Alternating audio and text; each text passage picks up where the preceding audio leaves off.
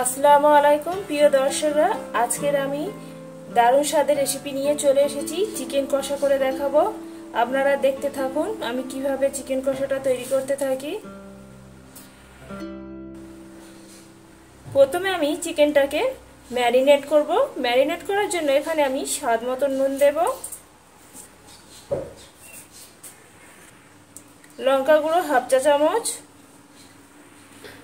হলুদ গুঁড়ো 1 চা চামচ, ধনে গুঁড়ো 1 চা চামচ, জিরে মরিচ আর গোলমরিচ 1 চা চামচ গুঁড়ো, টক দই,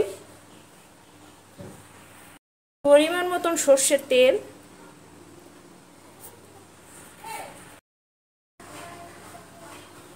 1 চা চামচ আদা রসুন বাটা। সমস্ত উপকরণ আমার এখানে দেওয়া হয়ে গেছে। এবার আমি ভালো করে মাংসের মধ্যে মাখিয়ে নেব।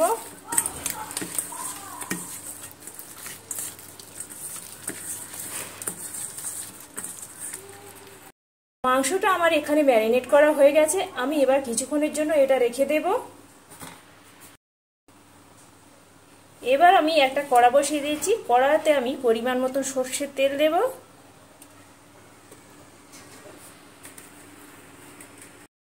তেলটা আমার এখানে গরম হয়ে গেছে। আমি এখানে 4টি এলাচ ভালো করে থেতো করে নিয়েছি, আর নিয়েছি 4টে লবঙ্গ, একটা দারচিনির টুকরো, সেটাও আমি তেলের মধ্যে অ্যাড করে দেব। আর একটা তেজপাতা, সেটাও অ্যাড করে দিলাম। কাঁচা জিরে হাফ চা চামচ, লঙ্কা একটা দিয়ে সমস্ত মশলাগুলো আমি ভাজা ভাজা করে নেব।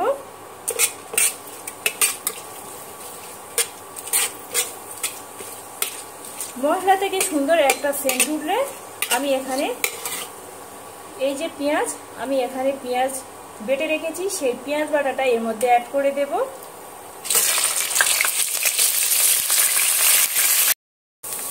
আমি এখানে 500 মাংসের জন্য আমি এখানে দুটো বড় বড় সাইজের পেঁয়াজ নিয়েছি।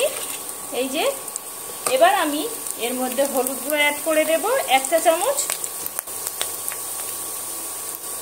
হাফ চা চামচ লঙ্কা গুঁড়ো অ্যাড করব, করে আবারও কিছুক্ষণ ধরে আমি কষিয়ে নেব।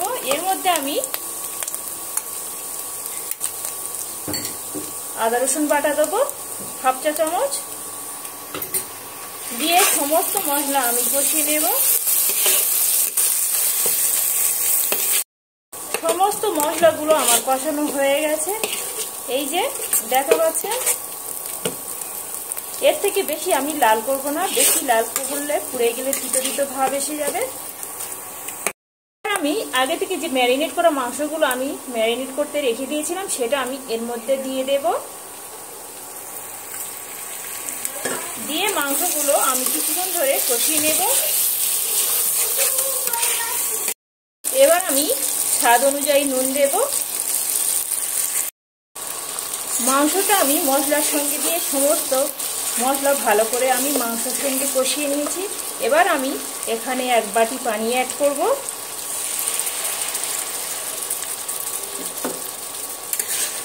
পানিটা অ্যাড করে আবারও আমি কিছুক্ষণ ধরে কষাতে থাকব। এখানে আমার মাংসটা ভালো করে কষানো হয়ে গেছে। দেখতে পাচ্ছেন কতটা পরিমাণে তেল ছেড়ে দিয়েছে, এই যে, আর সুন্দর একটা ফ্লেভার এসেছে এলাচ দেওয়া মশলা দেওয়ার ফলে। এইভাবে হলেও বন্ধুরা আমার মতন করে একবার বাসায় বানাবেন, খুবই দারুণ হয় খেতে, দারুণ টেস্টি হয় খেতে। এবার আমি এখানে আমার কষানো হয়ে গেছে, আবারও আমি 1 বাটি এখানে পানি অ্যাড করে দিলাম। আরও হাফ বাটি আমি এখানে অ্যাড করলাম। মোট আমি এখানে 1.5 বাটি পানি দিলাম। দিয়ে আমি কিছুক্ষণের জন্য রান্না হতে দেব। এখানে আমার মাংস কষাটা একদম রেডি হয়ে গেছে। এই যে দেখা পাচ্ছেন কত সুন্দর হয়েছে দেখতে, মাশাআল্লাহ দারুণ হয়েছে, খেতেও খুবই সুস্বাদু হবে।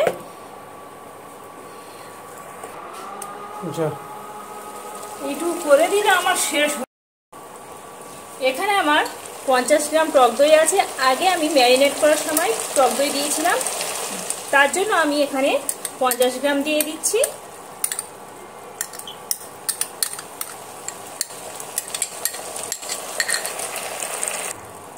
দিয়ে আবারও আমি মাংসের সঙ্গে মাখিয়ে নেব।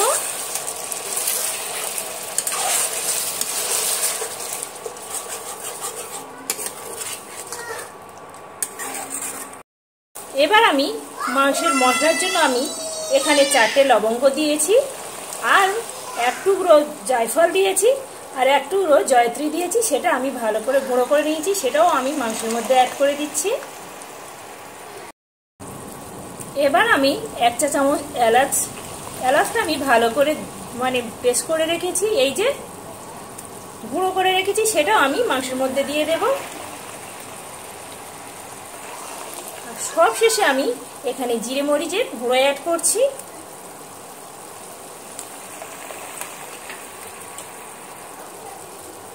এবার আমি সমস্ত উপকরণ একবার আমি এইভাবে নেড়ে দেব, যাতে মশলাগুলো মাংসের মধ্যে ঢুকে যায় আর সুন্দর একটা সেন্ট হয়।